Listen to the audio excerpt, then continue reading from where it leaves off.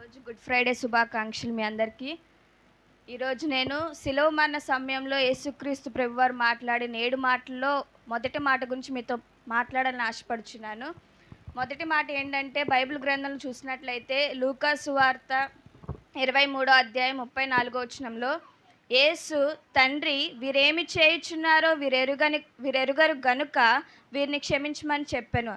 ఆయన సిలువ వేసి హింసించి చంపుతున్న వారిని, దానికి కారణమైన వారిని నిందించి అపహసించి చెడ్డ మాటలు మాట్లాడిన వారందరినీ ఆయన ఎంతో హింసించారు. కొరడాలతో కొట్టారు, ఉమ్ములు ఊశారు. వాళ్ళు ఎంత చేసినా కానీ దేవుడు వారిని క్షమించమని చెప్పాడు ప్రభువుతో. అయితే సిలువలో ఉన్న దొంగలు కూడా వారిని దూషించారు. ఆయన దూషించినా కానీ వారిని ఆయన క్షమించమని చెప్పాడు. అయితే నెహెమ్యా గ్రంథంలో 9వ అధ్యాయం 17వ వచనంలో, నీవు క్షమించుటకు సిద్ధమైన దేవుడు అని వ్రాయబడి ఉంది. అలా కీర్తన గ్రంథం 86వ అధ్యాయం 5వ వచనంలో కూడా క్షమించుటకు సిద్ధ మనస్సు గలవాడు అని ఉంది. కీర్తన గ్రంథం 130వ అధ్యాయం 4వ వచనంలో, నీ వద్ద క్షమాపణ దొరుకును అని ఉంది. అయితే ఈ వాక్యాలన్నీ ఏం చెప్తున్నాయంటే, దేవుడు క్షమించే దేవుడు అని చెప్తున్నాం.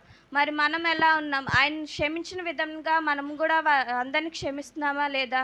మనం క్షమించాలి కదా అని ఇక్కడ చెప్తున్నాడు. అయితే లూకా సువార్త 6వ అధ్యాయం 38వ వచనంలో, క్షమించుడి అప్పుడు మీరు క్షమింపబడుదురు అని వ్రాసి ఉంది.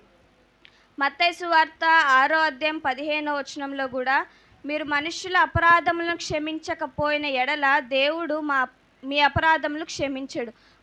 మన పట్ల చేసిన వారిని క్షమించకపోతే దేవుడు మన తప్పులు కూడా క్షమించనని చెప్తున్నాడు. అలాగే మార్కు సువార్త 11వ అధ్యాయం 26వ వచనంలో కూడా, మనం వారిని క్షమించకపోతే పరలోకమందున్న తండ్రి కూడా మన పాపములు క్షమించడు అని చెప్తున్నాడు. అయితే మత్తయి సువార్త 18వ అధ్యాయం 21వ వచనంలో, ఎన్నిసార్లు క్షమించాలి అంటే, మనం ఒకసారి 2 సార్లు 3 సార్లు కాదు, ఒక 70 ఏళ్ళ మట్టుకు మనము చేసిన పాపములు క్షమించేవారుగా ఉండాలి.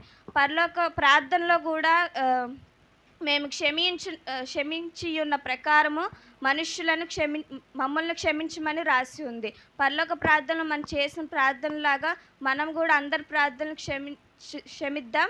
మన ప్రార్థనలు కూడా అందరు క్షమించాలి. దేవుడు కూడా మన పాపములు క్షమిస్తాడు. ఆమేన్. ఈ మాటలు దేవుడు దీవించును గాక.